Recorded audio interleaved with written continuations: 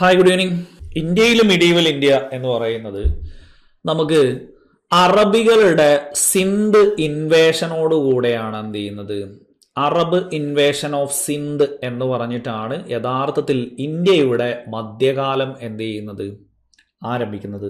So നമുക്ക് first എന്ന് പറയുന്നത് ഇന്ത്യയിൽ ഈ അറബികൾ വരാനും അതുപോലെ തന്നെ അതിനൊക്കെയുള്ളൊരു കാരണം എന്ന് പറയുന്നത് ഇന്ത്യയിൽ കുഞ്ഞു കുഞ്ഞു രാജാക്കന്മാരാണ് ഉണ്ടായിരുന്നത്. പ്രിൻസ്ലി സ്റ്റേറ്റ്സ് ആണ് ഉണ്ടായിരുന്നത്. ചെറിയ ഒരു നാട്ടുരാജ്യം ഉണ്ടാവും, അവിടെ ഒരു രാജാവ് ഉണ്ടാവും, അയാൾ വലിയ ഫേമസ് ഒന്നും ആവൂല. അപ്പുറത്തും ഇതേപോലെ ആരുണ്ടാവും, ഒരു പ്രിൻസ്ലി സ്റ്റേറ്റ് ഉണ്ടാവും, അവിടെയും ഒരു രാജാവ് ഉണ്ടാവും.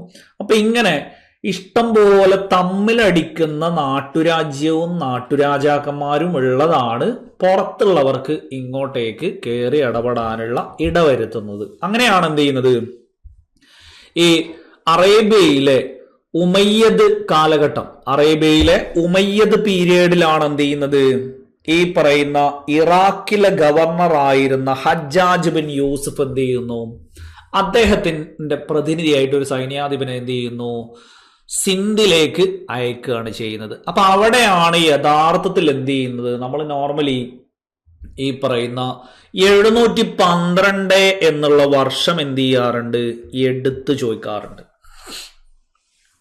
കേട്ടോ.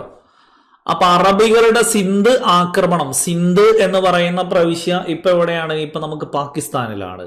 അപ്പൊ ആ സിന്ധ് ആദ്യ കാലഘട്ടത്തിൽ അത് ഇന്ത്യയുടെ ഭാഗമായിരുന്നു. ബ്രിട്ടീഷുകാർ വരുമ്പോഴാണെങ്കിലും നമ്മൾ എന്ത് കാണുന്നുണ്ട്, മുഹമ്മദ് അലി ജിന്ന പറയുന്നത് സിന്ധ് അവർക്ക് ലഭിച്ചപ്പോൾ പുഴുക്കുത്തേറ്റ പാകിസ്ഥാനാണ് ലഭിച്ചത് എന്നൊക്കെ പറയുന്നുണ്ട്. അപ്പൊ ആ സിന്ധ് അറബികൾ ആക്രമിക്കുന്നത് AD 712 എന്നുള്ളത് എന്ത് ചെയ്യണം, അവിടെ ഓർത്തിരിക്കണം. അപ്പൊ അവിടെ ആരാണ് ആക്രമിക്കുന്നത്, മുഹമ്മദ് ബിൻ കാസിം. അപ്പൊ അവിടെ ജസ്റ്റ് ആ ഒരു പേര് എന്ത് ചെയ്യണം, അവിടെ ഓർത്തിരിക്കണം. മുഹമ്മദ് ബിൻ കാസിം ആണ് എന്ത് ചെയ്യുന്നത്, മുഹമ്മദ് ബിൻ കാസിം ഈ പറയുന്ന ഇറാഖിലെ ഗവർണർ ആയിട്ടുള്ള ഹജ്ജാജ് ബിൻ യൂസുഫ്. അപ്പൊ ഇറാഖിലെ ഗവർണർ ഇങ്ങോട്ടേക്ക് അയക്കാന്ന് പറയുന്നത് അറേബ്യയിൽ മൊത്തം അന്ന് ഉമയ്യദ് കാലഘട്ടം അല്ലെങ്കിൽ ഉമവിഡ്സ് എന്ന് പറയുന്ന ആ ഒരു ഭരണാധികാരികളുടെ കാലഘട്ടമാണ്. അപ്പൊ അതിലത്തെ ഇറാഖിലെ ഗവർണറാണ് ആര്, ഹജ്ജാജ് ബിൻ യൂസുഫ്. അദ്ദേഹം എന്ത് ചെയ്യുന്നു, മുഹമ്മദ് ബിൻ കാസിമിനെ ഇന്ത്യയിലേക്ക് അയക്കുന്നു. ഇന്ത്യയിൽ ആ ഒരു സമയത്ത് സിന്ധിലെ ഭരണാധികാരിയാണ് ആര്, ദാഹിർ. ഈ ദാഹിറിനെ വധിച്ചുകൊണ്ട് ആ തലയുമായിട്ട് തിരിച്ച് ഹജ്ജാജ് ബിൻ യൂസുഫിന്റെ അടുക്കിലേക്ക് ആര് പോകുന്നുണ്ട്, ഈ പറയുന്ന മുഹമ്മദ് ബിൻ കാസിം. സോ ഇതാണ് എന്ത് ചെയ്യുന്നത്, അന്ന് സിന്ധിന്റെ തലസ്ഥാനമായിട്ടുള്ള അറോർ, അതും ഇപ്പൊ എവിടെയാണ്, പാകിസ്ഥാനിലാണ്. അറോർ പിടിച്ചടക്കിയതോടെ ദക്ഷിണേഷ്യയിൽ മുസ്ലിം ഭരണത്തിന് തുടക്കം കുറിച്ചത്. സോ ഇതാണ് ഇൻട്രോ എന്ന് പറയുന്നത്. അതായത് നമുക്ക് ആ ഒരു മിഡീവൽ ഇന്ത്യയിലേക്ക് ഇവിടുത്തെ പൊളിറ്റിക്കൽ ഹിസ്റ്ററി എന്ന് പറയുന്നത് ഇവിടെ തമ്മിലടിച്ചുകൊണ്ടിരുന്ന പ്രിൻസ്ലി സ്റ്റേറ്റ്സ് ആയിരുന്നു. ഇത് മറ്റുള്ളവരെ ഇങ്ങോട്ടേക്ക് ക്ഷണിച്ചു വരുത്തി എന്നുള്ള ലെവലിൽ മുഹമ്മദ് ബിൻ കാസിമിന്റെ സിന്ധ് ആക്രമണം, സിന്ധിലെ ഭരണാധികാരി ദാഹിറാണ് ഏത് പിടിച്ചെടുത്തു, ദാഹിറിന്റെ തലസ്ഥാനമായിട്ടുള്ള അറോർ കാസിം പിടിച്ചെടുത്തു. ഇതാണ് ദക്ഷിണേഷ്യയിൽ, സൗത്ത് ഏഷ്യയിൽ മുസ്ലിം അഡ്മിനിസ്ട്രേഷൻ എന്ത് ചെയ്യുന്നത്, തുടക്കം കുറിക്കുന്നത്. സോ അതൊരു ഐഡിയ ആയോ, ഈ പറയുന്ന അറബ് ഇൻവേഷൻ ഓഫ് സിന്ധ് എന്ന് പറയുന്നതിനെ കുറിച്ചൊരു ധാരണയായോ. 712 കാസിം, ദാഹിർ, അറോർ, അത്രേ 4 പോയിന്റ് ഞാൻ ആകെ എന്ത് ചെയ്തിട്ടുള്ളൂ, ആകെ ഹൈലൈറ്റ് ചെയ്ത് അവിടെ പറഞ്ഞിട്ടുള്ളൂ. ഇനി അതിനുശേഷം ഇന്ത്യയിൽ നോർമലി ഉണ്ടായിരുന്ന ഒരു അറിവ്, മറ്റുള്ളവർക്കുള്ള ഒരു അറിവ് എന്ന് പറയുന്നത് ഇന്ത്യയിലെ ക്ഷേത്രങ്ങളെല്ലാം തന്നെ സ്വർണത്തിന്റെ കൂമ്പാരമാണ് എന്നുള്ള ഒരു അറിവ് പുറത്തേക്ക് എന്ത് ചെയ്തിട്ടുണ്ടായിരുന്നു, പരന്നിട്ടുണ്ടായിരുന്നു. സോ അങ്ങനെ അഫ്ഗാനിലെ ഗസ്നവിഡ് എന്ന് പറയുന്ന, ഗസ്നി എന്ന് പറയുന്ന ആ ഒരു വംശത്തിലെ ഭരണാധികാരിയായിട്ടുള്ള മഹമൂദ് ഗസ്നി എന്ത് ചെയ്യുന്നു, AD 1000-നും 1025-നും ഏകദേശം 1000-നും 1027-നും ഇടക്ക് നോക്കിയാണ് എന്ത് ചെയ്യുക പറയാ, അത് ഈ 10-27 വർഷത്തിനിടക്ക്, ഒരു 27 വർഷത്തിനിടക്ക് എന്ത് ചെയ്യുന്നു, 17 തവണ ഇന്ത്യ ആക്രമിച്ചു. ഒന്ന് ആലോചിച്ച് നോക്ക് നിങ്ങൾ. വെറും ഒരു 27 വർഷത്തിനിടക്ക് ഇവിടെ വരുന്നു, ആക്രമിക്കുന്നു, കൊള്ളയടിക്കുന്നു, പോകുന്നു. ഇവിടെ പ്രത്യേകിച്ച് ഭരണം സ്ഥാപിക്കാനൊന്നും ആര് ശ്രമിച്ചിട്ടില്ല? ഗസ്നി ശ്രമിച്ചിട്ടില്ല. അപ്പൊ 1000-നും 1027-നും ഇടയ്ക്ക് എന്ത് ചെയ്യുന്നുണ്ട്? ഈ പറയുന്ന 17 തവണയാണ് ഗസ്നി എന്ത് ചെയ്യുന്നത്? ആക്രമിക്കുന്നത്. പേര് അങ്ങനെ തന്നെ ഓർത്തിരിക്കുക. എങ്ങനെയാ? ഗസ്നി എന്നുള്ള പേരിൽ തന്നെ നിങ്ങൾക്ക് കാണാം 17. കണ്ടോ? ഈ പേരിൽ തന്നെ നിങ്ങൾക്ക് കാണാൻ പറ്റും എന്ത്? 17 ടൈം ഇന്ത്യ ആക്രമിച്ചത് ആരാണ്? ഗസ്നിയാണ്. പലർക്കും പഠിക്കുമ്പോൾ ഈ ഗസ്നിയും ഗോറിയും തമ്മിൽ അങ്ങോട്ടും ഇങ്ങോട്ടും ഒക്കെ എന്ത് ചെയ്യാറുണ്ട്? മാറിപ്പോവാറുണ്ട്. അപ്പൊ അങ്ങനെ മാറാതിരിക്കാൻ എന്ത് നോക്കിയാൽ മതി? ഗസ്നിയാണ്, എസ് എന്ന് വരുന്നതാണ് 17 ടൈം ഇന്ത്യ എന്ത് ചെയ്തിട്ടുള്ളത്? ആക്രമിച്ചിട്ടുള്ളത്. അങ്ങനെ ആദ്യം പഞ്ചാബ് ആക്രമിക്കുന്നു. അപ്പൊ 1001 തന്നെ എന്ത് ചെയ്യുന്നുണ്ട്? ആദ്യം കയറി ആക്രമിക്കുന്നുണ്ട്. അതിൽ ഏറ്റവും ഇമ്പോർട്ടന്റ് എന്ന് പറയുന്നത് ഗുജറാത്തിലെ സോമനാഥ ക്ഷേത്രം 1025 കയറി ആക്രമിച്ചതാണ് കേട്ടോ. ഗുജറാത്തിലെ സോമനാഥ ക്ഷേത്രം 1025 കയറി ആക്രമിച്ചതാണ്. സോ ഇതുകൊണ്ട് തന്നെ ഇവിടുന്ന് നോർമലി അദ്ദേഹത്തെ വിളിക്കുന്ന, അല്ലെങ്കിൽ ഇദ്ദേഹം എന്ത് ചെയ്യാറുണ്ട്? ഇദ്ദേഹത്തിന്റെ ആ ഒരു കാലഘട്ടത്തിൽ അദ്ദേഹത്തിന്റെ കൂടെ വന്നൊരു പണ്ഡിതനാണ് ആര്? അൽ ബിറൂനി കേട്ടോ. പലപ്പോഴും നമുക്ക് എടുത്ത് ചോദിച്ചൊരു ചോദ്യമാണെന്ത്? അപ്പൊ നിങ്ങൾക്ക് ചോദ്യം, 17 തവണ ഇന്ത്യ ആക്രമിച്ച അഫ്ഗാൻ ഭരണാധികാരി മുഹമ്മദ് അല്ലെങ്കിൽ മഹമൂദ് ഗസ്നി. മഹമൂദ് എന്നും മുഹമ്മദ് എന്നും ഒക്കെ കൊടുക്കാറുണ്ട്. ഗസ്നി എന്നുള്ളതാണ് അവിടെ ഐഡന്റിഫൈ ചെയ്യേണ്ടത് കേട്ടോ. അപ്പൊ 17 തവണ. രണ്ടാമത് ഞാൻ പറഞ്ഞത് ഗുജറാത്തിലെ സോമനാഥ് ക്ഷേത്രം ആക്രമിച്ചത് ആരാണ് എന്ന് ചോദിച്ചു കഴിഞ്ഞാൽ അതും ഇതേ ഗസ്നി തന്നെയാണ്. അതും എങ്ങനെ നിങ്ങൾക്ക് ഓർത്തിരിക്കുക? ഞാൻ നിങ്ങളോട് 2 അക്ഷരത്തിൽ എന്ത് ചെയ്യാൻ പറഞ്ഞു? കോൺസെൻട്രേറ്റ് ചെയ്യാൻ പറഞ്ഞു. അതിൽ തന്നെ നിങ്ങൾക്ക് കിട്ടും. ഈ SN എന്നുള്ളതിൽ തന്നെ സോമനാഥ് ക്ഷേത്രം കണ്ടോ? വെറും ഒരു ഗസ്നി എന്നുള്ള പേരിൽ തന്നെ നിങ്ങൾക്ക് 17 ടൈം എന്നും സോമനാഥ് ക്ഷേത്രം എന്നും ഒക്കെ എന്ത് ചെയ്യാം? ആ ഒരു ഗസ്നി എന്നുള്ള ഒറ്റ വാക്കിൽ തന്നെ. ഇതൊന്നും കാണാപ്പാടം പഠിക്കണ്ട. അതൊക്കെ അതിൽ ഇങ്ങനെ കണ്ടാല് ഫാക്ട് നമുക്ക് അവിടെ തന്നെ കിട്ടും. ഗസ്നി 17 SN എന്നുള്ള 2 ലെറ്റർ മാത്രം നിങ്ങൾ എന്ത് ചെയ്താൽ മതി? ജസ്റ്റ് അവിടെ കണ്ടാൽ മതി കേട്ടോ. ഇനി ഇദ്ദേഹത്തിന്റെ കാലഘട്ടത്തിൽ, അദ്ദേഹം ഇന്ത്യയിലേക്ക് വന്ന സമയത്ത് അദ്ദേഹത്തിന്റെ കൂടെ വന്ന പണ്ഡിതനാണ് ആര്? അൽ ബിറൂനി. അൽ ബിറൂനിയുടെ പുസ്തകമാണ് ഏത്? താരീഖുൽ ഹിന്ദ് എന്ന് പറയുന്നത് കേട്ടോ. അപ്പൊ ഈ പറയുന്ന താരീഖുൽ ഹിന്ദ് എന്ന് പറയുന്നത് ആരുടെ പുസ്തകമാണ്? ഈ പറയുന്ന അൽ ബിറൂനിയുടെ പുസ്തകമാണ് എന്നുള്ളത് ഓർത്തിരിക്കുക. ഇത് പ്രീവിയസ് ക്വസ്റ്റ്യൻ ആണ്. താരീഖുൽ ഹിന്ദ് എന്ന് പറയുന്നത് പ്രീവിയസ് ക്വസ്റ്റ്യൻ ആണ്. സോ ഇനി അതേ കാലഘട്ടത്തിലുള്ള ഫിർദൌസി രചിച്ചതാണ് ഏതെന്ന് പറയുന്നത് ഷാ നാമ. അതായത് അൽ ബിറൂനിയും ഫിർദൌസിയും ഒക്കെ ഗസ്നിയുടെ ഈ ഒരു കാലഘട്ടത്തിൽ, ഗസ്നവിഡ്സിന്റെ ഈ ഒരു കാലഘട്ടത്തിൽ പേര് കേട്ട എഴുത്തുകാരാണ്. നമുക്ക് ചോദിക്കുന്ന 2 ചോദ്യങ്ങളാണ്. ഒന്ന്, ഗസ്നിയുടെ കൂടെ ഇന്ത്യയിലേക്ക് വന്ന സ്കോളർ ആരാണ്? അൽ ബിറൂനി എന്നുള്ളത് അവിടെ തന്നെ എന്ത് ചെയ്യണം? അവിടെ ഓർത്തിരിക്കണം. രണ്ടാമതൊന്ന്, താരീഖുൽ ഹിന്ദ് എന്ന് പറയുന്ന പുസ്തകം ആരുടേതാണ്? ഇത് പ്രീവിയസ് ക്വസ്റ്റ്യൻ ആണ്. 1025 പ്രീവിയസ് ക്വസ്റ്റ്യൻ ആണ്. 17 തവണ പ്രീവിയസ് ക്വസ്റ്റ്യൻ ആണ്. 712 പ്രീവിയസ് ക്വസ്റ്റ്യൻ ആണ്. മുഹമ്മദ് ബിൻ കാസിം പ്രീവിയസ് ക്വസ്റ്റ്യൻ ആണ് കേട്ടോ.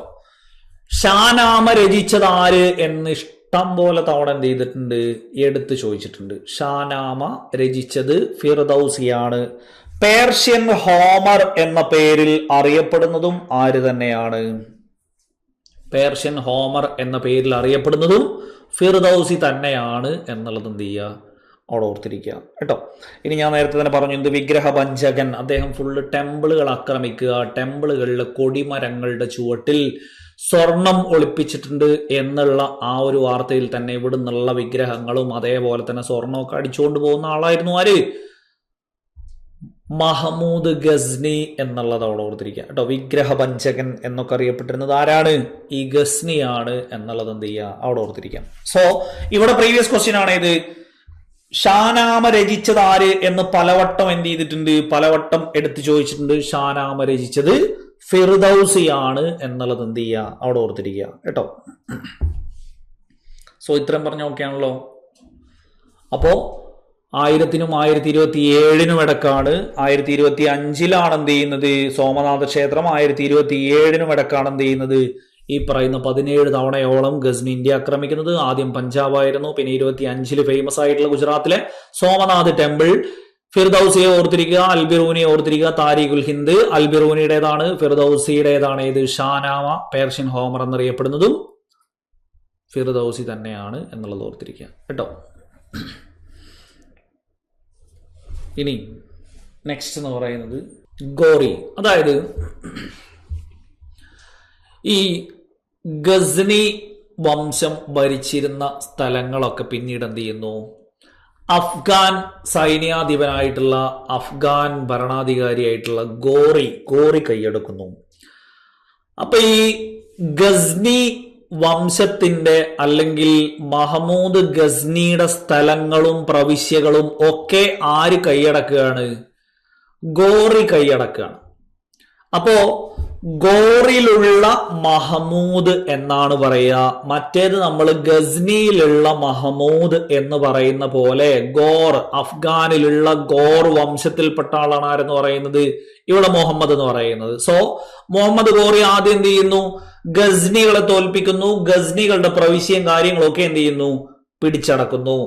അങ്ങനെ ഈ ഗോറി അഫ്ഗാൻ ഭരണാധികാരി ആയിരിക്കുന്ന സമയത്ത് ഇദ്ദേഹം ഗസ്നി പിടിച്ചടക്കുന്നു.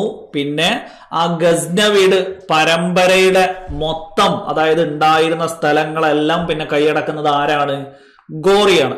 അങ്ങനെ ഗോറി എന്ത് ചെയ്യുന്നു, ഗോറി ഡൽഹി ആക്രമിക്കുന്നു.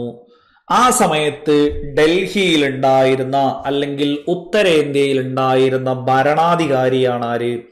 പൃഥ്വിരാജ് ചൗഹാൻ. പൃഥ്വിരാജ് ചൗഹാൻ അവിടെ നമുക്ക് ഓർത്തിരിക്കണം 1191-ലാണ് എന്ത് ചെയ്യുന്നത്, ഗോറിയുടെ ഇന്ത്യ ആക്രമണം. ഗോറി ആദ്യം ആക്രമിച്ച സമയത്ത് ഇവിടുത്തെ രജപുത്ര രാജാവായിരുന്നു ആര്? ഈ പറയുന്ന പൃഥ്വിരാജ് ചൗഹാൻ എന്ന് പറയുന്നത്. 1191-ൽ പൃഥ്വിരാജ് ചൗഹാനും മുഹമ്മദ് ഗോറിയും തമ്മിലുള്ള യുദ്ധമാണ് ഒന്നാം തറൈൻ യുദ്ധം. തറൈൻ എന്ന് പറയുന്നത് ഹരിയാനയിലെ താനേശ്വർ എന്ന് പറയുന്നതും ഏത് തന്നെയാണ്? ഈ തറൈൻ തന്നെയാണ് കേട്ടോ.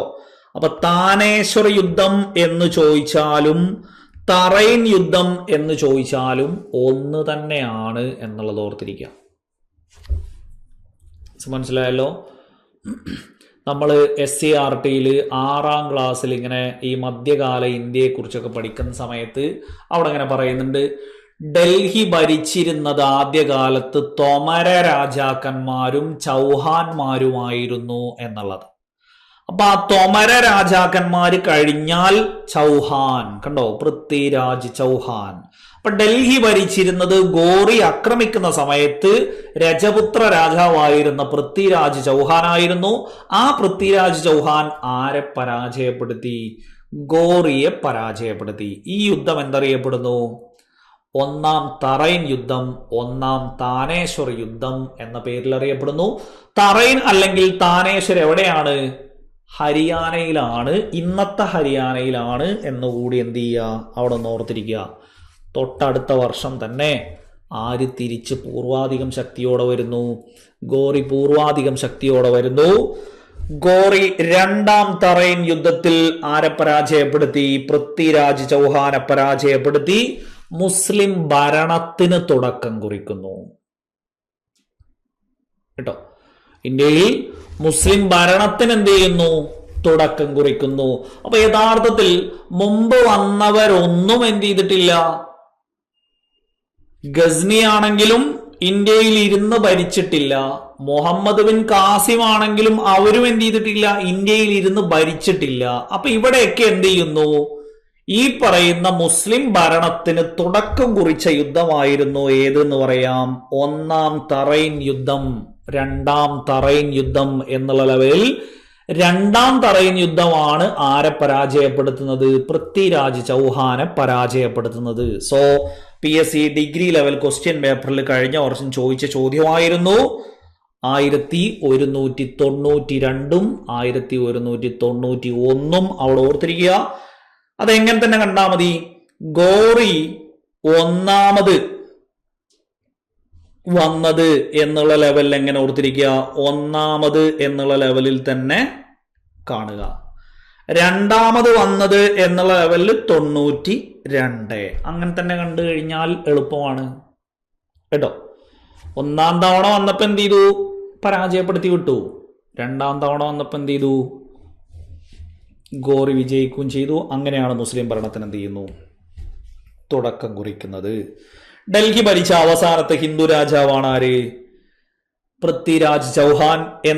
ഏത് പേരിൽ അറിയപ്പെടുന്നു, റായ് പിതോറ എന്ന പേരിൽ അറിയപ്പെടുന്നത്. റായ് പിതോറ എന്ന് രേഖകളിൽ കാണുന്നത് ആരെക്കുറിച്ചാണ്, പൃഥ്വിരാജ് ചൗഹാനെ കുറിച്ചാണ് എന്നുള്ള ലെവലിൽ എന്ത് ചെയ്യണം, അവിടെ കാണണം. സോ ഈ പറയുന്ന റായ് പിതോറ എന്ന ടേം പൃഥ്വിരാജ് ചൗഹാനെ കുറിച്ചാണ്. ഡൽഹി ഭരിച്ച അവസാനത്തെ ഹിന്ദു രാജാവ് എന്നുള്ള ലെവലിൽ തന്നെ എന്ത് ചെയ്യണം, ജസ്റ്റ് അവിടെ കാണണം കേട്ടോ.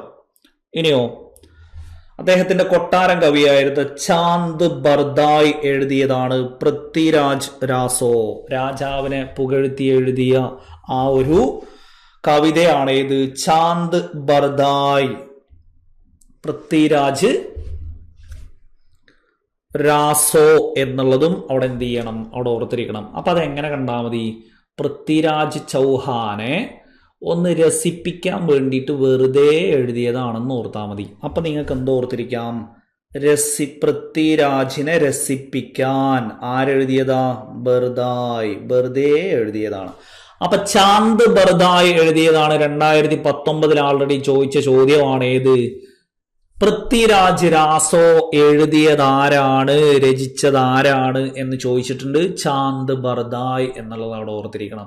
അപ്പൊ പൃഥ്വിരാജ് രാസോ, പൃഥ്വിരാജിനെ രസിപ്പിക്കാൻ വേണ്ടിയിട്ട് വെറുതെ എഴുതിയതാണ് എന്നുള്ള ലെവലിൽ അവിടെ വായിച്ചാൽ നിങ്ങൾക്ക് അവിടെ കിട്ടും. പൃഥ്വിരാജ് ചൗഹാന്റെ കൊട്ടാരം കവിയായിരുന്ന ചാന്ദ് ബർദായ് അദ്ദേഹത്തെ പുകഴ്ത്തി എഴുതിയതാണ് ഏത്, പൃഥ്വിരാജ് രാസോ എന്നുള്ള ലെവലിൽ തന്നെ എന്ത് ചെയ്യുക, അവിടെ ഓർത്തിരിക്കുക കേട്ടോ.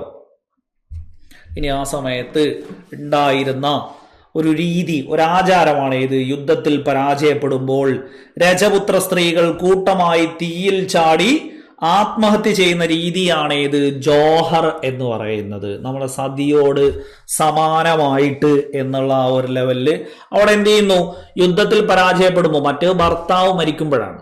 ഇവിടെ യുദ്ധത്തിൽ പരാജയപ്പെടുമ്പോൾ രജപുത്ര സ്ത്രീകൾ കൂട്ടമായിട്ട് എന്ത് ചെയ്യുക, തീയിൽ ചാടി ആത്മഹത്യ ചെയ്യുന്ന ഒരു ആചാരമായിരുന്നു എന്ത്, ജോഹർ എന്ന് പറയുന്നത് കേട്ടോ. സോ അതും കൂടെ ഓർത്തിരിക്കുക. ഇവിടെ പറഞ്ഞത് അഫ്ഗാനിലെ ഗോറി ഇന്ത്യ ആക്രമിക്കുന്നത് ആദ്യമായിട്ട് 1191 1191 അദ്ദേഹം പരാജയപ്പെട്ടു. ഒന്നാം തറൈൻ യുദ്ധം. രണ്ടാം തറൈൻ യുദ്ധത്തിൽ പൃഥ്വിരാജ് ചൗഹാനെ പരാജയപ്പെടുത്തി. ഇവിടെ മുസ്ലിം ഭരണത്തിന് എന്ത് ചെയ്യുന്നു, തുടക്കം കുറിക്കുന്നു. ഇനിയോ ഈ പറയുന്ന പൃഥ്വിരാജ് ചൗഹാൻ അറിയപ്പെടുന്ന മറ്റൊരു പേരാണെന്ത്, റായ് പിതോറ എന്ന രേഖകളിൽ അറിയപ്പെടുന്നത്. ചാന്ദ് ബർദായ് അദ്ദേഹത്തെ കുറിച്ച് എഴുതിയ പൃഥ്വിരാജ് രാസോ. ഇനിയോ ഗോറിയോടൊപ്പം, അതായത് ഗോറിയുടെ സൈന്യാധിപനായിട്ട് ഇങ്ങോട്ടേക്ക് വരികയും പിന്നീട് ബംഗാളിൽ ഒരു ബംഗാൾ ഖിൽജി ഡൈനാസ്റ്റി എന്ന് പറഞ്ഞിട്ട് സ്ഥാപിക്കുകയൊക്കെ ചെയ്ത ആളാണ് ആര്, ബക്തിയാർ ഖിൽജി. അയാളെ കുറിച്ച് നിങ്ങൾ ഒറ്റ കാര്യം ഓർത്താൽ മതി. ഈ ഗോറിയുടെ സൈന്യാധിപനായിട്ട് ഇങ്ങോട്ടേക്ക് വന്ന് നളന്ദ സർവകലാശാല തകർത്ത സൈന്യാധിപനാണ് ആര്, ബക്തിയാർ ഖിൽജി കേട്ടോ. ബക്തിയാർ ഖിൽജി എന്ന് പറയുന്ന ഗോറിയുടെ സൈന്യാധിപൻ 1202 എന്ത് ചെയ്തു, ഈ നളന്ദ സർവകലാശാല, ബീഹാറിലെ നളന്ദ സർവകലാശാല തകർത്തു കേട്ടോ. സോ അങ്ങനെ തന്നെ എന്ത് ചെയ്യുക, ജസ്റ്റ് ആ പേരൊന്ന് ഓർത്തിരിക്കുക. ബക്തിയാർ ഖിൽജിയാണ് നളന്ദ തകർത്തത്. ജോഹർ അവിടെ പറഞ്ഞു, പൃഥ്വിരാജ് രാസോ പറഞ്ഞു, റായ് പിതോറ 1192. അത്രയും കാര്യങ്ങളൊക്കെയാണല്ലോ. ബക്തിയാർ ഖിൽജി ബംഗാൾ ബേസ് ചെയ്തുകൊണ്ട്, ബംഗാൾ ബീഹാർ ബേസ് ചെയ്തുകൊണ്ട് എന്ത് ചെയ്തിട്ടുണ്ടായിരുന്നു, ഒരു ഖിൽജി വംശം ഉണ്ടായിരുന്നു. ആ ഖിൽജി വംശമാണ് ആ പറയുന്നത്. അല്ലാതെ നമ്മുടെ അടിമ രാജവംശം കഴിഞ്ഞിട്ട് ഇനി നമുക്ക് എന്ത് ചെയ്യാനുണ്ട്, ഡൽഹി ഭരിച്ചൊരു ഖിൽജി ഡൈനാസ്റ്റി വരാനുണ്ട്. ആ ഖിൽജി ഡൈനാസ്റ്റിയെ കുറിച്ച് അല്ല പറയുന്നത് കേട്ടോ.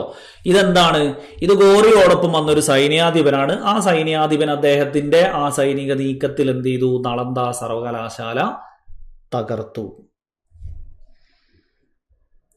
ഓക്കെ, ഇനി നമ്മൾ എന്ത് ചെയ്യുന്നു, ഡൽഹി സുൽത്താനേറ്റ്, ഡൽഹി ഭരിച്ച രാജവംശങ്ങളെ കുറിച്ചാണ് ഇനി നമുക്ക് എന്ത് ചെയ്യാനുള്ളത്, ഇനി നമുക്ക് നോക്കാനുള്ളത്. അതിൽ ഫസ്റ്റ് നമ്മൾ എന്ത് ചെയ്യുന്നു, അടിമ രാജവംശം, സ്ലേവ് ഡൈനാസ്റ്റി അല്ലെങ്കിൽ ഇൽബാരി എന്ന പേരിൽ അറിയപ്പെടുന്നു, മംലൂക്ക് എന്ന പേരിലും അറിയപ്പെടുന്നു കേട്ടോ. ഇൽബാരി ഡൈനാസ്റ്റി എന്നും മംലൂക്ക് ഡൈനാസ്റ്റി എന്നും അറിയപ്പെടുന്നതും ഏത് തന്നെയാണ്, സ്ലേവ് ഡൈനാസ്റ്റിയുടെ മറ്റു പേരുകൾ തന്നെയാണ്. അപ്പൊ അവിടെ കാലഘട്ടം നിർബന്ധമായിട്ടും അവിടെ ഓർത്തിരിക്കണം. നിങ്ങൾക്ക് ഏത് രീതിയിൽ കണ്ടാൽ മതി, 06 തുടങ്ങുന്നു എന്ന് കാണുക, അത് തന്നെ തിരിച്ചു വായിക്കുക 90. കണ്ടോ, നമുക്ക് PSC പഠിക്കാൻ വേണ്ടിയിട്ട് ഒരു രാജവംശം സ്ഥാപിച്ച പോലെയാ അടിമ രാജവംശം. അതായത് ഇവരുടെ മെയിൻ ആയിട്ടുള്ള ഇഷ്യൂ എന്താ എന്ന് വെച്ച് കഴിഞ്ഞാൽ, അടിമ രാജവംശത്തിലെ ആളുകളെല്ലാം ഏകദേശം അടിമകൾ തന്നെയാണ്. അവർ കൊല്ലപ്പെടുന്നതും അടിമകളാൽ തന്നെയാണ്. അപ്പൊ മൊത്തത്തിലൊരു അടിമമയമാണ് ഇത് ഈ പറയുന്ന അടിമ രാജവംശത്തിലെ ഭരണാധികാരികൾ. അവർ ഏത് പേര് സ്വീകരിച്ചിരുന്നു, സുൽത്താൻ എന്നുള്ള ആ ഒരു പേര് സ്വീകരിച്ചിരുന്നു എന്നുള്ളത്. അതുകൊണ്ടാണ് സുൽത്താനേറ്റ് എന്നുള്ളത് നോർമലി ഡൽഹി സുൽത്താനേറ്റ്, ഡൽഹി സൽത്തനത്ത്, ഡൽഹി സുൽത്താൻമാർ എന്ന് കോമൺ ആയിട്ട് ഇവിടെ തുടങ്ങുകയാണ്. അപ്പോ അടിമ രാജവംശം, പിന്നെയോ ഈ പറയുന്ന ഇൽബാരി എന്നറിയപ്പെടുന്നു, മംലൂക്ക് എന്ന പേരിലും അറിയപ്പെടുന്നു. ഇനി ഗോറി കീഴടക്കിയ പ്രദേശങ്ങളുടെ ചുമതല ആർക്കായിരുന്നു, കുത്തുബുദ്ദീൻ ഐബക്കിനായിരുന്നു. നമ്മൾ നേരത്തെ കണ്ടു എന്ത്, ഗോറി ഉത്തരേന്ത്യ പൃഥ്വിരാജ് ചൗഹാനെ ആക്രമിച്ച് പൃഥ്വിരാജ് ചൗഹാനെ പരാജയപ്പെടുത്തി ഇവിടുത്തെ സ്ഥലങ്ങൾ കൈയടക്കി.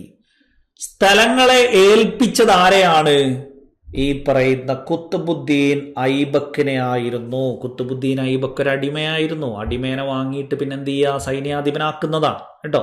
അപ്പൊ അങ്ങനെ ആരെ ഏൽപ്പിച്ചു, ഐബക്കിനെ ഏൽപ്പിച്ചു. ഗോറിയുടെ മരണശേഷം അവിടെ എന്ത് ചെയ്യുന്നു, സ്വതന്ത്ര ഭരണം ആര് സ്ഥാപിക്കുന്നു, ഈ പറയുന്ന കുത്തുബുദ്ദീൻ ഐബക്ക് സ്ഥാപിക്കുന്നു. 1206 എന്ത് ചെയ്യുന്നത്, സ്വതന്ത്ര ഭരണം. അപ്പോ ഇന്ത്യയിലെ ആദ്യത്തെ മുസ്ലിം രാജവംശം അല്ലെങ്കിൽ ഡൽഹിയിലെ ആദ്യത്തെ മുസ്ലിം രാജവംശം, ആദ്യത്തെ മുസ്ലിം ഭരണാധികാരി ലാഗ് ബക്ഷ് എന്നീ പേരുകളിലൊക്കെ ആരറിയപ്പെടുന്നു. അപ്പോ ആദ്യത്തെ ഡൽഹി സുൽത്താൻ, ആദ്യത്തെ മുസ്ലിം രാജവംശം, ആദ്യത്തെ മുസ്ലിം ഭരണാധികാരി, ഇതൊക്കെ ആരാണ്, കുത്തുബുദ്ദീൻ ഐബക്ക്. അപ്പൊ നിങ്ങൾ പുറകിലേക്ക് തിരിഞ്ഞു നോക്കുമ്പോൾ അവിടെ ആരും ഭരണാധികാരികളില്ല. മുഹമ്മദ് ബിൻ കാസിം ഇവിടെ ഇരുന്ന് ഭരിച്ചിട്ടില്ല. ഗസ്നി ആണെങ്കിലും ഇവിടെ ഇരുന്ന് ഭരിച്ചിട്ടില്ല. ഗോറി ആണെങ്കിലും ഇവിടെ ഇരുന്ന് ഭരിച്ചിട്ടില്ല. ഗോറി എന്തേ ചെയ്തിട്ടുള്ളൂ, മുസ്ലിം ഭരണത്തിന് തുടക്കം ഇടേ ചെയ്തിട്ടുള്ളൂ, ഭരിച്ചിട്ടില്ല. ഭരണാധികാരിയായിട്ട് വരുന്ന ആരാ, ഭരണാധികാരിയായിട്ട് വരുന്നത് കുത്തുബുദ്ദീൻ ഐബക്കാണ്. ഫസ്റ്റ് മുസ്ലിം ഡൈനാസ്റ്റി സ്ഥാപിക്കുന്നതും അദ്ദേഹമാണ്. ലാഗ് ബക്ഷ് എന്ന പേരിൽ അറിയപ്പെടുന്നു. ലാഗ് ബക്ഷ് എന്ന് പറഞ്ഞു കഴിഞ്ഞാൽ ലക്ഷങ്ങൾ ദാനം നൽകുന്നവൻ, ലക്ഷങ്ങൾ ദാനം ചെയ്യുന്നവൻ എന്നുള്ള പേരിലാണ് എന്ത് ചെയ്യുന്നത്, ലാഗ് ബക്ഷ് എന്ന പേരിൽ എന്ത് ചെയ്യുന്നത്, അറിയപ്പെടുന്നത് കേട്ടോ. ഇനി അദ്ദേഹത്തിന്റെ നിർമ്മിതികളിൽ കുവത്തുൽ ഇസ്ലാം പള്ളി, ഡൽഹിയിലെ ആദ്യത്തെ മോസ്കാണ് എന്ന് പറയുന്നത് ഈ പറയുന്ന കുവത്തുൽ ഇസ്ലാം എന്ന് പറയുന്ന മോസ്ക്. പിന്നെയോ കുത്തബ് മിനാർ പണി കഴിപ്പിച്ചത്, കുത്തബ് മിനാർ നിർമ്മിച്ചത് ആരാണ് എന്ന് ചോദിക്കുമ്പോ ഇദ്ദേഹത്തിന്റെ ഗുരുവായിരുന്ന അല്ലെങ്കിൽ ഒരു സൂഫി പണ്ഡിതനായിരുന്ന ഖ്വാജ കുത്തുബുദ്ദീൻ ബക്തിയാർ കാക്കി, അദ്ദേഹത്തിന്റെ സ്മരണയ്ക്കാണ് എന്ത് ചെയ്യുന്നത് ഈ പറയുന്ന കുത്തബ് മിനാർ നിർമ്മിക്കുന്നത്. പ്രീവിയസ് ക്വസ്റ്റ്യൻ ആണ്. കുത്തബ് മിനാർ നിർമ്മിച്ചത് ആരുടെ സ്മരണയ്ക്കായാണ്? കുത്തുബുദ്ദീൻ ബക്തിയാർ കാക്കി. നിങ്ങൾക്ക് ഓർത്തിരിക്കാൻ എളുപ്പമാണ്. കുത്തുബുദ്ദീൻ ഭക്തി കാട്ടി എന്ന് ഓർത്തിരുന്നാൽ മതി. അദ്ദേഹത്തിന്റെ ഗുരുവിനോടുള്ള ഭക്തി കാട്ടി എന്ന് മാത്രം ഓർത്തിരുന്നാൽ മതി, വേറൊന്നും ഓർക്കണ്ട. കുത്തുബുദ്ദീൻ ബക്തിയാർ കാക്കി എന്നാണ് പേര്. പക്ഷെ നമുക്ക് ആ മലയാളത്തിൽ ഓർക്കാൻ എന്ത് മതി? കുത്തുബുദ്ദീൻ ഭക്തി കാട്ടി എന്ന് മാത്രം ഓർത്തിരുന്നാൽ മതി. ഗുരുവിനോടുള്ള ഭക്തി കാണിച്ചിട്ട് ഡൽഹിയിൽ എന്ത് ചെയ്യുന്നു? കുത്തബ് മിനാർ പണി കഴിപ്പിക്കുന്നത്. ഇപ്പൊ ഫുള്ളാകുന്നില്ല.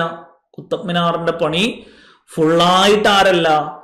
ഇദ്ദേഹമല്ല, പിന്നീട് ഇൽത്തുമിഷാണ് എന്ത് ചെയ്യുന്നത്? അതിന്റെ പണി പൂർത്തിയാക്കുന്നത്. അത് നമ്മൾ വേറെ എന്ത് ചെയ്യുന്നുണ്ട്? വേറെ തന്നെ പഠിക്കുന്നുണ്ട്. അങ്ങനെ പോളോ കളിക്കിടെ കുതിരപ്പുറത്ത് നിന്ന് വീണ് മരണപ്പെടുകയും ചെയ്യുന്നു. സോ 1206 ഭരണം തുടങ്ങി. 1210 ആയപ്പോഴത്തേക്ക് എന്ത് ചെയ്തു? ഇദ്ദേഹം മരണപ്പെടുകയും ചെയ്തു കേട്ടോ. അപ്പൊ പോളോ കളിക്കിടെ കുതിരപ്പുറത്ത് എന്നുള്ളതും കുത്തുബുദ്ദീൻ എന്നുള്ളതും കുതിരപ്പുറത്ത് എന്നുള്ളതും ഒക്കെ ഒരേ ടോണ് പോലെ നമുക്കൊരു മാച്ചിങ് തോന്നും. സോ കുത്തബ് മിനാർ, കുത്തുബുദ്ദീൻ, കുത്തുബുദ്ദീൻ ബക്തിയാർ കാക്കി, കുതിരപ്പുറത്ത് ഒക്കെ ഒരേപോലെ നമുക്ക് ആ കുത്തുബുദ്ദീൻ എന്നുള്ള ആ ഒരു ലെവലിൽ തന്നെ കുതിരപ്പുറത്ത് എന്നുകൂടി അതിനോട് മാച്ച് ചെയ്തിട്ട് തന്നെയാണ് എന്ത് ചെയ്യുന്നത്? അവിടെ മരണം കൂടെ കുതിരപ്പുറത്ത് എന്നുള്ള ലെവലിൽ ആ പേരിനോട് മാച്ചിങ് ആയിട്ടാണ് എന്ത് ചെയ്യുന്നത്? അദ്ദേഹത്തിന്റെ പേര് നോക്കിയാൽ തന്നെ നിങ്ങൾക്ക് അറിയാൻ പറ്റും എന്ത്? കുത്തുബുദ്ദീൻ എന്നല്ലേ. ഇപ്പൊ കുതിര എന്നുള്ളതാണെങ്കിലും കായും തായും ആദ്യം തന്നെ വരുന്നില്ലേ? സോ അങ്ങനെ തന്നെ എന്ത് ചെയ്താൽ മതി? ജസ്റ്റ് അവിടെ കണ്ടാൽ മതി. ഇപ്പൊ എന്തേ ആകെ പറഞ്ഞോളൂ? ഈ പറയുന്ന ഗോറിയുടെ അടിമയായിരുന്ന സൈന്യാധിപനായിരുന്ന ആളായിരുന്നു കുത്തുബുദ്ദീൻ ഐബക്. അദ്ദേഹത്തെ ആയിരുന്നു ഭരണ ചുമതല ഏൽപ്പിച്ചിരുന്നത്.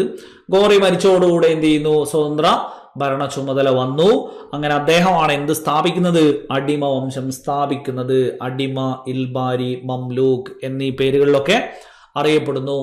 ആദ്യത്തെ മുസ്ലിം രാജവംശമാണ്, ആദ്യത്തെ മുസ്ലിം ഭരണാധികാരിയാണ്, ഡൽഹി ഭരിച്ച ആദ്യത്തെ സുൽത്താനാണ്, ലാഗ് ബക്ഷ് എന്നറിയപ്പെടുന്നു.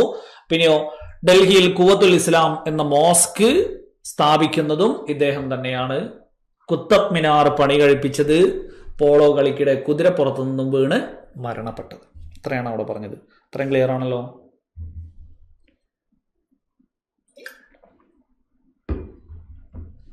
ഇപ്പൊ 11 എന്ത് ചെയ്യുന്നുണ്ട്? ആരം ഷാ എന്ന് പറഞ്ഞിട്ട് വേറൊരു അടുത്ത ഭരണാധികാരി വരുന്നുണ്ട്. അത് പിന്നെ അധിക കാലമൊന്നും എന്ത് ചെയ്തില്ല, നിലനിന്നില്ല. ആകെ കുറച്ച് 1 വർഷം മാത്രമാണ് എന്ത് ചെയ്തത് അദ്ദേഹം അവിടെ ഭരിച്ചത്. അയാളെ കുറിച്ച് നമുക്ക് അങ്ങനെ അച്ചീവ്മെന്റ്സോ കാര്യങ്ങളോ ഒന്നും തന്നെ ഇല്ല. പിന്നെ അടുത്തതെന്ന് പറയുന്നത് നമുക്ക് ആരാണ്? ഇൽത്തുമിഷാണ് പിന്നെ നമുക്ക് എന്ത് ചെയ്യാനുള്ളത്. പിന്നീട് നമുക്ക് അവിടെ ഇമ്പോർട്ടൻ്റ് എന്ന് പറയുന്നത് ഇൽത്തുമിഷ് എന്ത് ചെയ്യുന്നു? 1211 ആകുമ്പോൾ ഭരണ ചുമതല ഏൽക്കുന്നു. പിന്നെ 1236 വരെ ആര് തന്നെയാണ്? ഇൽത്തുമിഷ് തന്നെയാണ് എന്ത് ചെയ്യുന്നത്? ഭരിക്കുന്നത്. അപ്പൊ ഇൽത്തുമിഷാണ് എന്തറിയപ്പെടുന്നത്? അടിമകളുടെ അടിമ എന്നറിയപ്പെടുന്നു. ഇപ്പൊ ഞാൻ നേരത്തെ തന്നെ പറഞ്ഞു എന്ത്? ഈ അടിമ വംശത്തിലെ ഓരോ ഭരണാധികാരിയും അടിമകളായിരുന്നു. അടിമകളാൽ കൊല്ലപ്പെടുന്നു. അടുത്ത അടിമ എന്ത് ചെയ്യുന്നു? അടുത്ത അടിമ ഭരണാധികാരിയാവുന്നു. ഇത് എല്ലാറ്റിലും തുടർന്നുകൊണ്ടാണ് എന്ത് ചെയ്യുന്നത്. ഇപ്പൊ അവിടെ നമുക്കൊരു ഇൽത്തുമിഷിന്റെ മകൾ എന്നുള്ള ഒരു ലെവലിൽ നമുക്ക് കാണാൻ പറ്റുന്ന ആകെ ഒരു സുൽത്താന റസിയ മാത്രമാണ് എന്ത് ചെയ്യുന്നത്. നമ്മൾ ക്വസ്റ്റ്യൻ പേപ്പറിൽ എത്രയോ തവണ കണ്ട് തഴമ്പിച്ചൊന്നാണ് ആര്? ഇന്ത്യയിലെ ആദ്യത്തെ വനിതാ ഭരണാധികാരി, ഡൽഹി ഭരിച്ച ആദ്യത്തെ വനിതാ ഭരണാധികാരി എന്ന് പറഞ്ഞിട്ട് നമ്മൾ കാണാറുള്ളതാണ്. ഇത് ഡൽഹി സുൽത്താൻമാരിൽ ഡൽഹി ഭരിച്ച ആദ്യത്തെ വനിതാ ഭരണാധികാരിയാണ് റസിയ, സുൽത്താന റസിയ എന്ന് പറയുന്നത്. ആ ഇൽത്തുമിഷിന്റെ മകളാണ് കേട്ടോ. സോ ഈ പറയുന്ന അടിമകളുടെ അടിമ എന്നറിയപ്പെടുന്നു. ഇനിയോ ഖലീഫയുടെ പ്രതിനിധിയായിട്ട് കണക്കാക്കിയിരുന്നു. ഖലീഫയുടെ പ്രതിനിധിയായിട്ട് കണക്കാക്കിയിരുന്നതും ആരെയാണ്? ഇൽത്തുമിഷിനെ തന്നെയായിരുന്നു. സോ ഈ മുസ്ലിംസിന്റെ മൊത്തം ലോകത്തുള്ള ആ ഒരു ഭരണാധികാരി എന്നുള്ള ലെവലിൽ ഖലീഫമാരെ പ്രതിനിധാനം ചെയ്തിരുന്ന ലെവലിലേക്ക് ആര് പറഞ്ഞിരുന്നത്? ഇൽത്തുമിഷിനെ. അപ്പൊ ഖലീഫയുടെ പ്രതിനിധിയായിട്ട് സ്വയം എന്ത് ചെയ്തിട്ടുണ്ടായിരുന്നു? അവരോധിച്ചിട്ടുണ്ടായിരുന്നു. ഇനിയോ യഥാർത്ഥ സ്ഥാപകനായിട്ട് അറിയപ്പെടുന്നത്, അതായത് അടിമ വംശത്തിന്റെ സ്ഥാപകൻ ആരാന്ന് ചോദിച്ചാൽ കുത്തുബുദ്ദീൻ ഐബക്കാണ്. പക്ഷെ യഥാർത്ഥ സ്ഥാപകൻ, റിയൽ ഫൗണ്ടർ എന്ന് നമ്മൾ പറയൂലേ, ആ രീതിയിലേക്ക് പറയുകയാണെങ്കിൽ അതാരാണ്? ഇൽത്തുമിഷാണ് കേട്ടോ. ഇനിയോ ഇൽത്തുമിഷിന്റെ സിൽവർ കോയിന്റെ പേരാണെന്ത്? തങ്ക. തമ്മിൽ മാറിപ്പോവരുത്.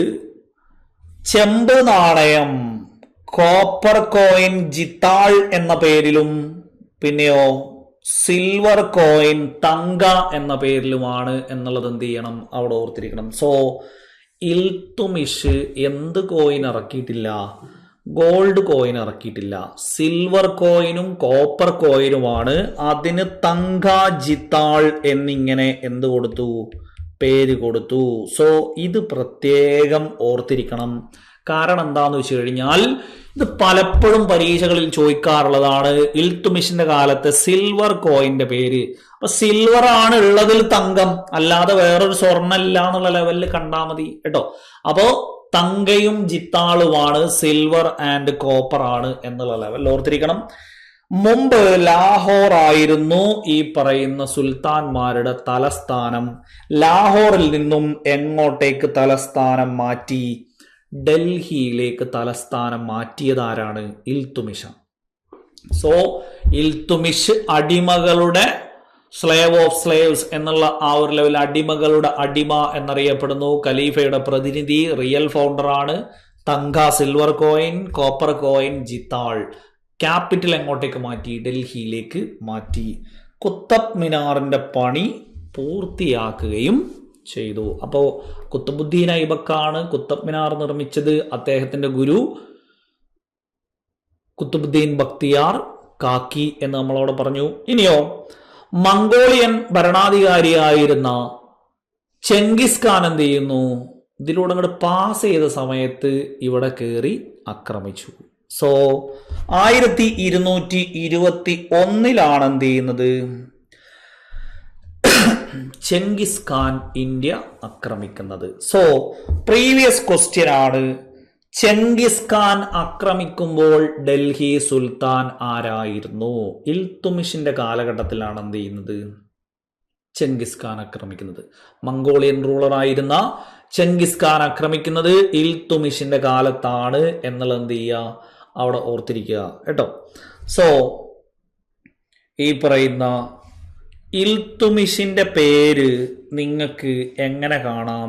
ഐയിലല്ലേ സ്റ്റാർട്ട് ചെയ്യുന്ന ഇൽത്തുമിഷ് എന്നുള്ളത്.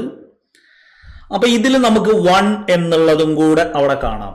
ഇനി ഇൽ തു എന്ന് പറയുന്നതിൽ തന്നെ 2 എന്നുള്ളത്, ഇൽത്തുമിഷ് എന്നുള്ള ആ ഒരു ലെവലിൽ 2 എന്നുള്ളത് നിങ്ങൾക്ക് കാണാം. സോ 2 ഇട്ട് കൊടുക്കുക. അതേ സംഭവം അവിടുന്ന് ഇങ്ങോട്ടും തിരിച്ചെഴുതുക.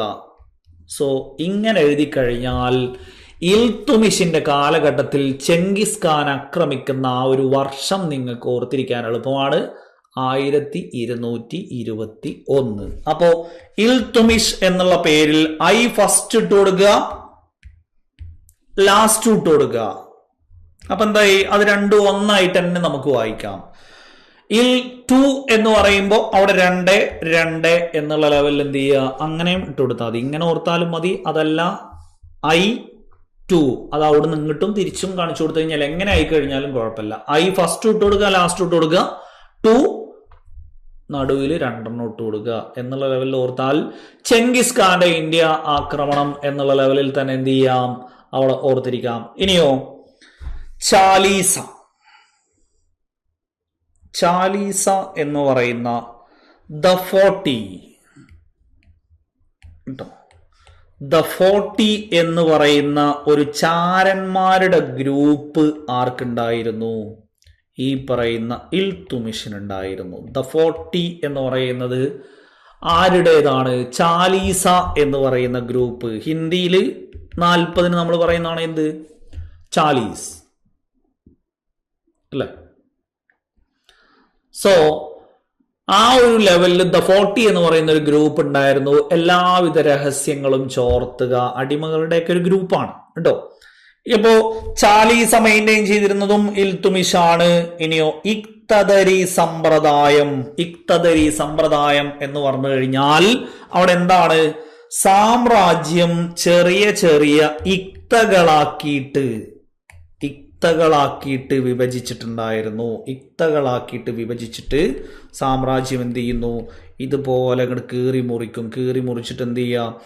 ഇതൊക്കെ ഓരോരോ ഇഖ്തകളാക്കിയിട്ട് എന്ത് ചെയ്യുക? ഒരു ഉദ്യോഗസ്ഥന് കൊടുക്കും. ആ ഉദ്യോഗസ്ഥൻ ഇതിന്റെ മുക്തി എന്നറിയപ്പെടുന്നു.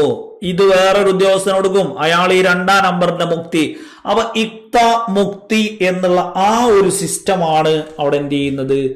ഇഖ്തദരി സിസ്റ്റം എന്ന പേരിൽ അറിയപ്പെടുന്നത് കേട്ടോ. നമ്മൾ ഇഷ്ടം പോലെ എന്ത് കണ്ടിട്ടുണ്ട്? ഇഖ്തദരി സമ്പ്രദായം, ജാഗീർദാരി സമ്പ്രദായം. ഉദ്യോഗസ്ഥർക്ക് ജാഗീറുകളാക്കി വിഭജിച്ച് നൽകിയിരുന്നു, ജാഗീർദാരി സമ്പ്രദായം. പിന്നീട് നമ്മൾ എവിടെ കണ്ടു? കോൺവാലിസിന്റെ കാലഘട്ടത്തിൽ സമീന്ദാരി സമ്പ്രദായം എന്ന് പറഞ്ഞിട്ട് നമ്മൾ അപ്പൊ പേരുകൾ ഇങ്ങനെ ഓരോന്നോരോന്ന് മാറി വരുന്നത്. അപ്പൊ ഇഖ്തകളാക്കിയിട്ട് ഭൂമിയെ ഇഖ്തകളാക്കി തിരിക്കുന്നു എന്നൊരു ഉദ്യോഗസ്ഥർക്ക് കൊടുത്തിരുന്നു. അതാണ് ഇത് ഇഖ്തദരി സമ്പ്രദായം എന്ന് പറയുന്നത് കേട്ടോ. അപ്പൊ സംഭവം മനസ്സിലായല്ലോ. ഇൽത്തുമിഷിന്റെ കാലഘട്ടത്തിൽ ഇഖ്തദരി സമ്പ്രദായം, ചാലീസ എന്ന് പറയുന്ന ഗ്രൂപ്പ്, ചെങ്കിസ് ഖാന്റെ ആക്രമണം, കുത്തുബ് മിനാറിന്റെ പണി പൂർത്തീകരിക്കൽ, തങ്ക സിൽവർ കോയിൻ, ജിത്താൾ ചെമ്പ് കോയിൻ, പിന്നെയോ റിയൽ ഫൗണ്ടർ ആണ്, ഖലീഫയുടെ റെപ്രസെന്റേറ്റീവ് ആയിട്ട് അറിയപ്പെടുന്നു, സ്ലേവ് ഓഫ് സ്ലേവ്സ്. ഇത്രയാണ് ആരെക്കുറിച്ച് ഓർത്തിരിക്കാനുള്ളത്? ഇൽത്തുമിഷിനെ കുറിച്ച് ഓർത്തിരിക്കാനുള്ളത്. ഇൽത്തുമിഷിന്റെ കാലഘട്ടം ഞാൻ പറഞ്ഞു അവിടെ എന്ത്? 1211 to 36 കാലഘട്ടമാണ് ഇത് ഈ പറയുന്ന ഇൽത്തുമിഷിന്റെ കാലഘട്ടം എന്ന് പറയുന്നത്. സോ ഇത്രയാണ് അവിടെ എന്ത് ചെയ്യാനുള്ളത്? അവിടെ ഇൽത്തുമിഷുമായി ബന്ധപ്പെട്ട് ഓർത്തിരിക്കാനുള്ളത്. പിന്നെ അതിന് ശേഷം പിന്നെ 7 മാസത്തേക്ക് വേറൊരാൾ എന്ത് ചെയ്യുന്നു? വേറൊരാൾ ഭരണത്തിൽ കയറുന്നു. അയാൾ നമുക്ക് അങ്ങനെ എന്ത് ചെയ്യാനില്ല, പഠിക്കാനില്ല. പിന്നെ ആരെയാണ്? 4 വർഷം ഭരിച്ച സുൽത്താന റസിയയാണ് നമുക്ക് എന്ത് ചെയ്യാനുള്ളത്? ആദ്യത്തെ വനിതാ ഭരണാധികാരി എന്ന് പറഞ്ഞ് ഓർത്തിരിക്കാനുള്ളത്. ഒരു ക്വസ്റ്റ്യൻ പേപ്പറിൽ PSC ചോദിച്ച ചോദ്യമാണെന്ത്? 1236 മുതൽ 40 വരെയാണ് റസിയയുടെ കാലഘട്ടം എന്നുള്ളത് എന്ത് ചെയ്തിട്ടുണ്ട്? എടുത്ത് ചോദിച്ചിട്ടുണ്ട്. ഒരേ ഒരു ക്വസ്റ്റ്യൻ പേപ്പറിൽ 2022 എന്ത് ചെയ്യുന്നത്? അത് ചോദിക്കുന്നത്. സോ സുൽത്താന റസിയ ഡൽഹി ഭരിച്ച ആദ്യത്തെ വനിതാ ഭരണാധികാരി എന്ന് പറഞ്ഞ് നമുക്ക് എന്ത് ചെയ്യണം? സ്ഥിരമായി നമ്മൾ പണ്ടത്തെ ക്വസ്റ്റ്യൻ പേപ്പറുകളിൽ എന്നും കണ്ടിരുന്നതാണ് ഡൽഹി ഭരിച്ചിരുന്ന ഒരേ ഒരു വനിതാ ഭരണാധികാരി എന്നൊക്കെ പറഞ്ഞിട്ട് ഇഷ്ടം പോലെ കാണാറുണ്ട്. സോ സുൽത്താന റസിയ 1236 to 1240 കാലഘട്ടം. അപ്പോൾ അവിടെ നിങ്ങൾ എങ്ങനെ കണ്ടാൽ മതി? ഈ പറയുന്ന 36 ഇൽത്തുമിഷിന് ശേഷം എന്ത് ചെയ്യുന്നുണ്ട്? ഒരു കുറഞ്ഞ കാലയളവിൽ മാസങ്ങൾ മാത്രം വേറെ ആൾ കയറി ഭരിക്കുന്നുണ്ട്. പക്ഷെ അപ്പത്തേക്ക് പിന്നെ എന്ത് ചെയ്യുന്നുണ്ട്? പിന്നെ സുൽത്താന റസിയ എന്നെ കയറി എന്ത് ചെയ്യുന്നുണ്ട്? ഭരണാധികാരിയായിട്ട് വരുന്നുണ്ട്. അപ്പൊ 4 വർഷം. ഇനി അതിനൊക്കെ ശേഷം എന്ത് ചെയ്യുന്നു? പിന്നെ പല അടിമകളും എന്ത് ചെയ്യുന്നു? വന്നും പോയും തമ്മിലടിയും ഒക്കെ ആയിട്ട് കുറെ പേരെ കൊല്ലപ്പെടുന്നു, കുറെ പേര് ഭരണാധികാരിയാവുന്നു. അങ്ങനെ ഏകദേശം 7-8 ഭരണാധികാരികളൊക്കെ കയറി ഇറങ്ങുന്നുണ്ട്. ഇനി അതിനുശേഷം പ്രഗത്ഭനായിട്ടുള്ളത് ബാൽബൻ. ഉല്ലു ഖാൻ എന്ന പേര് ആരുടേതാണ്? ബാൽബന്റേതാണ്. ദൈവത്തിന്റെ നിഴൽ എന്നാണ് അതിന്റെ, ദൈവത്തിന്റെ നിഴലായിട്ട് അറിയപ്പെട്ടിരുന്നത്. ദൈവത്തിന്റെ നിഴൽ എന്ന് പേരിനർത്ഥമുണ്ടായിരുന്നത്, അല്ലെങ്കിൽ ദൈവത്തിന്റെ നിഴൽ എന്നൊക്കെ സില്ലുൽ ഇലാഹി എന്ന പേരിൽ അറിയപ്പെട്ടിരുന്നതൊക്കെ ആരാണ്? ദൈവത്തിന്റെ നിഴൽ എന്ന പേരിൽ നമ്മൾ പറയൂലേ രാജാധികാരം ദൈവീകമായി കണക്കാക്കിയിരുന്നു, ദൈവം നേരിട്ട് കൊടുത്തതാണ് രാജാധികാരം എന്നൊക്കെ പറഞ്ഞ് കണക്കാക്കുന്ന പണ്ടത്തെ രാജാക്കന്മാരില്ലേ, അതേപോലെ ഇദ്ദേഹമാണ് എന്ത് സില്ലുൽ ഇലാഹി എന്ന പേരിൽ. അതിന്റെ അർത്ഥമാണ് ഈ പറയുന്ന ദൈവത്തിന്റെ നിഴൽ എന്ന് അറിയപ്പെടുന്നത് കേട്ടോ, സില്ലുൽ ഇലാഹി എന്ന പേരിൽ. അപ്പൊ ഉല്ലു ഖാൻ യഥാർത്ഥ നാമം, ദൈവത്തിന്റെ നിഴൽ എന്നറിയപ്പെടുന്നു. പിന്നെയോ നിണവും ഇരുമ്പും, ബ്ലഡ് ആൻഡ് അയൺ പോളിസി, ഉരുക്കുമുഷ്ടിയോടുകൂടെ അടിച്ചമർത്തിയിട്ടാണ് ആര് ഭരണം നടത്തിയത്? ബാൽബൻ ഭരണം നടത്തിയത്. ശരിക്കും ഈ ബാൽബൻ ഏതിൽ അംഗമായിരുന്ന ആളാ? ദ 40 അംഗമായിരുന്ന ഒരു അടിമയായിരുന്നു ആര്? ഈ പറയുന്ന ബാൽബൻ എന്ന് പറയുന്നത്. ആ ബാൽബനാണ് പിന്നീട് എന്താവുന്നത്? പിന്നീട് ഭരണാധികാരിയാവുന്നത്. സോ അദ്ദേഹം ഈ പറയുന്ന ഉരുക്കുമുഷ്ടിയോടുകൂടെ ഭരിച്ചിരുന്ന ആളാണ്. അതായത് ആളുകളെയൊക്കെ കർക്കശ ഭാവത്തിൽ നിർത്തിപ്പൊരിക്കുക എന്ന് പറയൂലേ, ആ ലെവലിലുള്ള ഭരണാധികാരിയായിരുന്നു. ഇനിയോ ഇദ്ദേഹത്തിന്റെ കാലത്താണ് എന്ത് ചെയ്യുന്നത്? നവറോസ് എന്ന് പറയുന്ന ആ ഒരു ആഘോഷം ഉണ്ടോ. നവറോസ് എന്ന ആഘോഷം ആരുടെ കാലത്തായിരുന്നു? ബാൽബന്റെ കാലത്തായിരുന്നു നവറോസ് കേട്ടോ. നവറോസ് എന്ന ആഘോഷം ബാൽബന്റെ കാലത്തുണ്ടായിരുന്നാണ്. ഡൽഹി സുൽത്താൻമാരുടെ കാലത്ത്, അടിമ വംശത്തിന്റെ കാലത്താണ് എന്ത് ചെയ്യുന്നത്? നവറോസ് എന്ന് പറയുന്ന ആ ഒരു ആഘോഷം തുടങ്ങുന്നത്. ഇനിയോ ഈ ഒരു കാലഘട്ടത്തിലൊക്കെ ജീവിച്ചിരുന്ന ഒരു കവിയാണ് ആര്? പാരറ്റ് ഓഫ് ഇന്ത്യ എന്നറിയപ്പെടുന്ന, ഇന്ത്യയുടെ തത്ത എന്നറിയപ്പെടുന്ന അമീർ ഖുസ്രു. അമീർ ഖുസ്രുവിനെ ഇഷ്ടം പോലെ നിങ്ങൾ ക്വസ്റ്റ്യൻ പേപ്പറിൽ കണ്ടിട്ടുണ്ടാവും. പാരറ്റ് ഓഫ് ഇന്ത്യ എന്നറിയപ്പെടുന്നു. ഏകദേശം 11ഓളം രാജാക്കന്മാരുടെ കീഴിൽ എന്ത് ചെയ്തതാണ്? അടിമ വംശം അടക്കം 11ഓളം രാജാക്കന്മാരുടെ കീഴിൽ ആര് ജീവിച്ചിട്ടുണ്ട്? അമീർ ഖുസ്രു ജീവിച്ചിട്ടുണ്ട്. ഉറുദു ഭാഷയുടെ പിതാവ് എന്നറിയപ്പെടുന്നതും അമീർ ഖുസ്രു തന്നെയാണ്. തുഗ്ലക് നാമ, ലൈല മജ്നൂൻ, ആഷിക, ഇതൊക്കെ ആരുടെ കൃതിയാ? ഇതൊക്കെ അമീർ ഖുസ്രുവിന്റെ കൃതികളാണ്. സോ പാരറ്റ് ഓഫ് ഇന്ത്യ നമ്മൾ മുമ്പേ ചോദ്യങ്ങളിൽ കണ്ടതാണ്. തുഗ്ലക് നാമ രചിച്ചതാര്? ലൈല മജ്നൂൻ എന്ന കൃതി രചിച്ചതാര്? ആഷിക എന്ന കൃതി രചിച്ചതാര്? ഇതൊക്കെ എന്താണ്? ആൾറെഡി പ്രീവിയസ് ക്വസ്റ്റ്യൻ പേപ്പറിൽ ചോദിച്ചതാണ്. അതിൽ ഏറ്റവും കൂടുതൽ ചോദിച്ചത് ഉറുദു ഭാഷയുടെ പിതാവും ഇന്ത്യയുടെ തത്ത എന്നുള്ളതാണ് എന്ത് ചെയ്തിട്ടുള്ളത്? എടുത്ത് ചോദിച്ചിട്ടുള്ളത് കേട്ടോ. അപ്പൊ ഇത്രയാണ് ആ കൂട്ടത്തിൽ എന്ത് ചെയ്യാനുള്ളത്? ഏറ്റവും പ്രഗത്ഭനായിട്ടുള്ള അടിമ വംശം. ഇനി ഏറ്റവും ലാസ്റ്റ് എന്ത് ചെയ്യുന്നു? 90 ആവുമ്പോഴത്തേക്ക് ഗെയ്ക്കുബാദ് എന്ന് പറഞ്ഞിട്ടുള്ള ഒരു ഭരണാധികാരിയാണ് അവിടെ വരുന്നത്. സോ ഇന്നാകെ പറഞ്ഞത് 1206 മുതൽ 1290 വരെ ആരാണ്?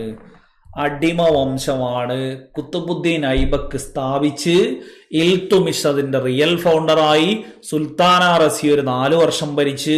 ബാൽബൻ എന്ത് ചെയ്തു? ഉരുക്കുമുഷ്ടിയോടുകൂടെ ഭരിച്ച് നവറോസ് എന്നുള്ള പുതുവത്സര ആഘോഷമൊക്കെ കൊണ്ടുവന്ന് നിണവും ഇരുമ്പും, ബ്ലഡ് ആൻഡ് അയൺ പോളിസിയിൽ, ദൈവത്തിന്റെ നിഴൽ, സില്ലുൽ ഇലാഹി എന്ന പേരിലൊക്കെ ഭരിച്ചിരുന്ന ആളാണ്. ഈ ഒരു കാലഘട്ടത്തിൽ ഉണ്ടായിരുന്ന സാഹിത്യത്തിൽ മെയിനായിട്ട് നമുക്ക് കലയിലും സാഹിത്യത്തിലും ഒക്കെ പേര് കേട്ട അമീർ ഖുസ്രു എന്ന് പറയുന്ന ഉറുദു ഭാഷയുടെ പിതാവ്, ഇന്ത്യയുടെ തത്ത എന്നറിയപ്പെടുന്നത് തുഗ്ലക് നാമ, ലൈല മജ്നൂൻ, പിന്നെ ആഷിക എന്ന കൃതി.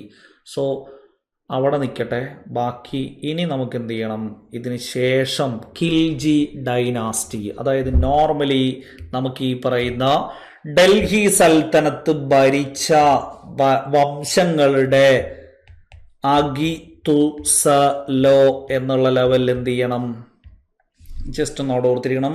അടിമ, ഖിൽജി, തുഗ്ലക്ക്, സയ്യിദ്, ലോധി, ഇതാണ് അതിന്റെ ആ ഒരു ക്രമം എന്ന് പറയുന്നത്. ഓരോന്നിന്റെയും കാലഘട്ടം നമുക്ക് എന്ത് ചെയ്യാനുണ്ട്? ഓരോന്നിന്റെയും കാലഘട്ടം വേറെ വേറെ തന്നെ നോക്കാനുണ്ട് കേട്ടോ. അതിലിപ്പോ ഏത് കഴിഞ്ഞു? അടിമ വംശം അവിടെ കഴിഞ്ഞു. സോ ഈ ഓർഡർ കറക്റ്റ് ആയിട്ട് വേണം. അഗിതുസലോ എന്നുള്ളത് എന്ത് ചെയ്താൽ മതി? ജസ്റ്റ് ചേർത്ത് അവിടെ വായിച്ചാൽ മതി. അഗിതുസലോ എന്ന് വായിച്ചാൽ അടിമ, ഖിൽജി, തുഗ്ലക്ക്, സയ്യിദ്, ലോധി കേട്ടോ. ഈ ഒരു ഭാഗത്ത് നിന്ന് വല്ലാണ്ട് കയറിയിട്ട് എന്ത് ചെയ്യാറില്ല, ചോദ്യങ്ങൾ ഇപ്പം അങ്ങനെ വരാറില്ല.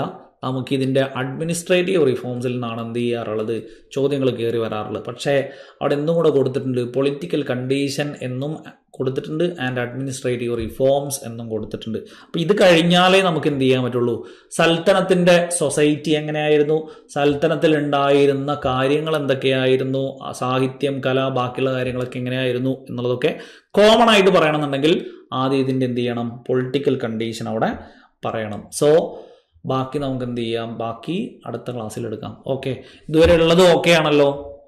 അതായത് നിങ്ങൾക്ക് എന്തെങ്കിലും ഇതുണ്ടെങ്കിൽ പറയണം. കാരണം എന്താണെന്ന് വെച്ച് കഴിഞ്ഞാൽ മോഡേൺ ഇന്ത്യ ആവുമ്പോൾ നമുക്ക് മോഡേൺ ഇന്ത്യ ക്രാക്ക് ചെയ്യാൻ പറ്റുന്ന അതേപോലെ നമുക്ക് ചിലപ്പോൾ മിഡീവൽ ഇന്ത്യ കയറണമെന്നില്ല. അതുകൊണ്ടാണ് ഞാനവിടെ പിന്നെയും പറഞ്ഞും മനസ്സിലാക്കിയിട്ട് പോണത്. അപ്പോൾ എന്തെങ്കിലും ഉണ്ടെങ്കിൽ എന്ത് ചെയ്യണം, അവിടെ നിങ്ങൾ ചോദിക്കണം. കാരണം മിഡീവൽ ഇന്ത്യ എന്ന് പറയുന്നത് നമുക്ക് മോഡേൺ ഇന്ത്യയോട് തോന്നുന്ന അത്ര ഒരു താല്പര്യം നമുക്ക് ഏതിനോട് തോന്നൂല, മിഡീവൽ ഇന്ത്യയോട് തോന്നില്ല. കാരണം അത് കുറച്ചും കൂടെ പഴയതല്ലേ. മോഡേൺ ഇന്ത്യ എന്നൊക്കെ പറഞ്ഞാൽ ഗാന്ധി, നെഹ്റു ഒക്കെ ഞാൻ കുറേ കേട്ടതാണ്, വൈസ്രോയിമാരെ ഞാൻ കുറേ കേട്ടതാണ് എന്നുള്ളൊരു തോന്നലുണ്ടാവും. പക്ഷെ മിഡീവൽ ഇന്ത്യ അത്ര സ്പീഡിൽ നമുക്ക് എന്ത് ചെയ്യാൻ പറ്റില്ല, അത്ര സ്പീഡിൽ പോകാൻ പറ്റില്ല. എന്നാലും നിങ്ങൾക്ക് എന്തെങ്കിലും ഉണ്ടെങ്കിൽ എന്ത് ചെയ്താൽ മതി, അവിടെ ചോദിച്ചാൽ മതി കേട്ടോ. ഓക്കെ, ബാക്കി നമുക്ക് എന്ത് ചെയ്യാം, ബാക്കി അടുത്ത ക്ലാസ്സിൽ